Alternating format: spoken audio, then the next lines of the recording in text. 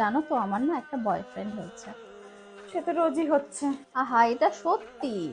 চলো না গিয়ে ওদের বাড়িতে কথা বলে আসবে। কি করে ছেলে? Gym trainer. হ্যাঁ, জিম ট্রেনার? আর কি করে? মানেটা কি?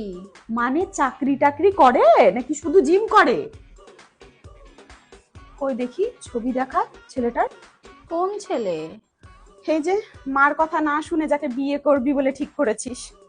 ওর একটা নাম আছে মা। বাবা, কিরকম ভাবে মার সাথে কথা বলছে, ওই ছেলেটা জাদু করেছে রে তোর উপরে। বাবা রে, কত জামা খুলে খুলে ছবি। এই ছেলে তোকে বিয়ে করবে না বলে দিলাম।